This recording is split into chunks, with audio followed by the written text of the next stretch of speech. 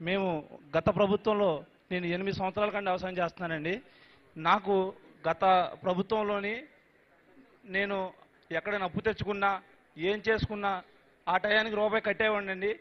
ఈ 5 ఏళ్ళు చాలా ఇబ్బందులు ఏంటో పడ్డాను. ఎందుకంటే మాది చిన్న స్తోమతి, మా తల్లిదండ్రులు లేరు. దానివల్ల నేను ఎవరి దగ్గర రూపాయి డబ్బులు తీసుకొచ్చినా సరే అప్పు కట్టలేని పరిస్థితి. లాస్ట్ టైం నాకు ఏం జరిగిందంటే, నేను 12 ఎకరాల వ్యవసాయం చేస్తున్నానండి. నేను ఒకళ్ళ దగ్గర 2 లక్షల రూపాయలు బాకీ తీసుకొచ్చాను. నాకు 4 లక్షల రూపాయలు బిల్లు పడాలండి. నేను ఆ బిల్లు కట్టాల్సిన టైం వచ్చినప్పటికీ నాకు అటేపులు పెళ్లి పెట్టుకున్నారండి. పెళ్లి పెట్టుకుని అటేపు ఆడపిల్ల పెళ్ళి అండి. ఆ రోజు నాకేం చేయాలో తెలియలేదు. మన ప్రభుత్వం అప్పటికే వారం 10 రోజులు అధికారంలోకి వచ్చింది.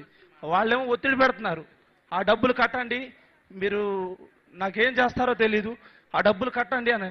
నాకు ఏం చేయాలో అర్థం అవట్లా. ఎవరిని అడిగినా బిల్లులు పడలా, నా తోటి రైతులకి బిల్లులు పడలా. దేవుడి దయో, మన చంద్రబాబు నాయుడు గారి దయో, పవన్ కళ్యాణ్ గారి దయో, ఆ రాత్రి దేవుణ్ణి ప్రార్థించానండి. నిజంగా దుర్గమ్మ గుడికి వెళ్ళి దండం కూడా పెట్టుకున్నా.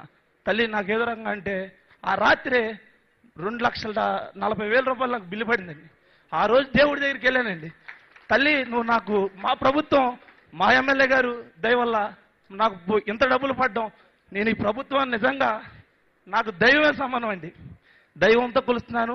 మా ఎమ్మెల్యే గారు చింతమనేని ప్రభాకర్ గారు మాకు ప్రతి విషయంలో కూడా అండా వెండా ఉంటారండి. అది ఒకటి మాకు చాలా గర్వకరమైన విషయం అండి. అంటే ఎంతమంది పెద్దల ముందు మాట్లాడాలంటే కొద్దిగా సిగ్గుగా ఉంది.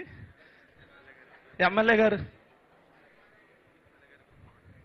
మా ఎమ్మెల్యే గారు మాకు మట్టిగా ప్రతి విషయంలో కూడా వెన్నంటే ఉంటారండి.